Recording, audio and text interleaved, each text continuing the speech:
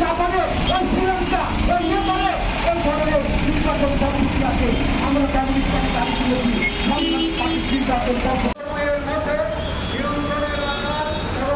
আমাদের দেশের যে নির্বাচনী ব্যবস্থা, কেউ 1 লক্ষ ভোট পেয়ে নির্বাচিত হয়ে যায়। পদ্ধতির যে নির্বাচনী ব্যবস্থা, সেই নির্বাচন ব্যবস্থা চালু করতে হবে।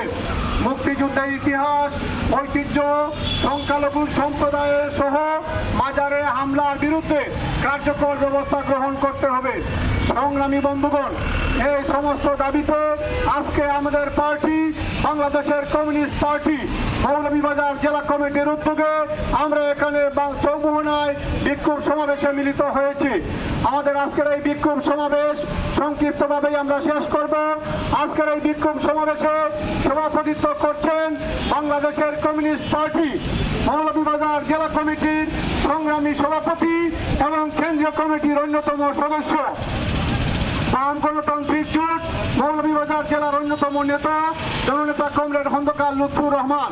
আমাদের আজকের এই সমাবেশে উপস্থিত আছেন বাংলাদেশের কমিউনিস্ট পার্টি কেন্দ্রীয় কমিটির অন্যতম সদস্য এবং জুলাই মাস আগস্ট মাসে অনুষ্ঠিত ছাত্র গণ অভ্যুত্থানে অন্যতম ভূমিকা পালনকারী এবং ছাত্র গণ আন্দোলনে যারা নিহত হয়েছেন তাদের পক্ষে আইনি লড়াই করেছেন বাংলাদেশ সুপ্রিম কোর্টের বিজ্ঞ আইনজীবী আইনুন্নাহার সিদ্দিকা লিপি উপস্থিত আছেন বাংলাদেশের কমিউনিস্ট পার্টি কেন্দ্রীয় কমিটির সংগ্রামী সদস্য সাবেক সহকারী সাধারণ সম্পাদক, যিনি এই সাম্প্রতিক সময়ের গণ আন্দোলনে কেন্দ্রীয়ভাবে ছাত্র জনতার আন্দোলনে বিশেষ ভূমিকা পালন করেছেন, আমাদের সেই নেতা জননেতা কাজী সাজ্জাদ তৌহিদ চন্দন।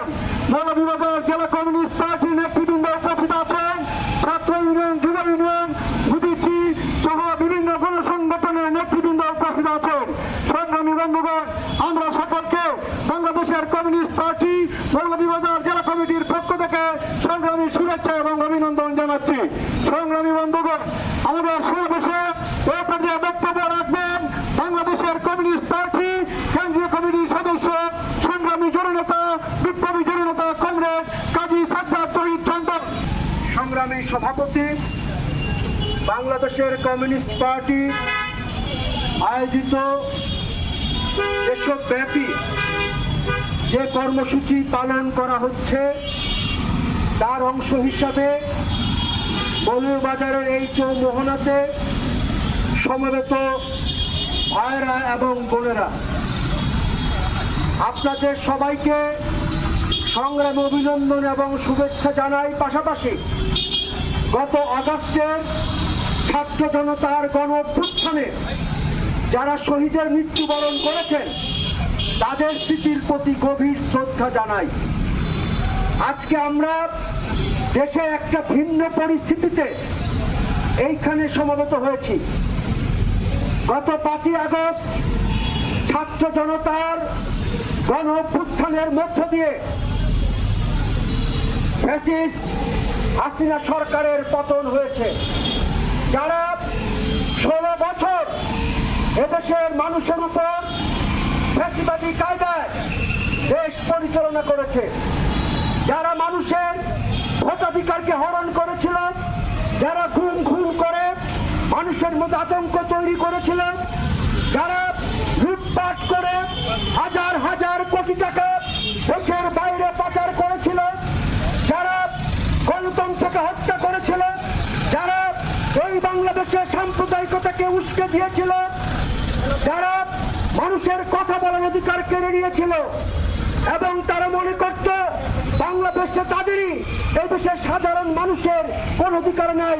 সেই ফ্যাসিস্ট হাসিনা সরকারের পতনের পর, গণ অভ্যুত্থানের পর আমরা আজকে এখানে সমাবেশ করছি। দেশের প্রেক্ষাপট ভিন্ন। আমরা কমিউনিস্ট পার্টি মনে করি দেশে ছাত্র জনতার অভ্যুত্থান হয়েছে ঠিক, কিন্তু যে স্বৈরাচারী ব্যবস্থা ছিল সেই স্বৈরাচারী ব্যবস্থারও কিন্তু কোনো পরিবর্তন এখনো হচ্ছে না। আমরা আজকে যে অন্তর্বর্তীকালীন সরকার যেটা গণ অভ্যুত্থানের মধ্যে দিয়ে প্রতিষ্ঠিত হয়েছে, তাদের কাছে আমরা কমিউনিস্ট পার্টির পক্ষ থেকে বলেছি যে আপনারা জন্য বিচার বিভাগকে যেভাবে হাসিনা সরকার ধ্বংস করেছিল, আইন শৃঙ্খলা রক্ষাকারী বাহিনীকে যেভাবে দলীয়করণ করা হয়েছিল, নির্বাচন ব্যবস্থাকে যেভাবে ধ্বংস করে দেওয়া হয়েছিল, আজকে এই জায়গাগুলোতে আপনারা সংস্কার করুন। সংস্কার করে বাংলাদেশে একটি অবাধ নিরপেক্ষ নির্বাচনের মধ্য দিয়ে যারাই ক্ষমতা আসুক না কেন একটি রাজনৈতিক সরকার প্রতিষ্ঠিত করেন। আমরা আমাদের পক্ষ থেকে অন্তর্বর্তীকালীন সরকারের কাছে আমরা বলেছি যে আপনার পক্ষে সবকিছু করা সম্ভবপর হবে না, কিন্তু কতগুলো বিষয় আছে যেগুলো অন্তর্বর্তীকালীন সরকার আপনি করতে পারেন।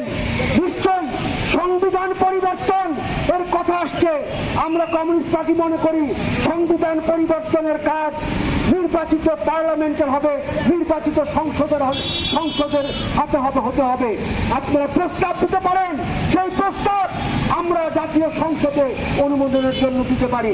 আমরা বলেছি আজকের বিচার বিভাগকে যেভাবে দলীয়করণ করা হয়েছে, যার টাকা আছে তার বিচার আছে, যার টাকা আছে সে অপরাধ করলে সে বিচারের আওতায় আসে না, আর যার টাকা নাই আজকে তাকে অপরাধ না করলে তাকে বিচারের আওতায় তাকে আনা হয়। এই বিচার ব্যবস্থার বিরুদ্ধে সংস্কার করতে হবে।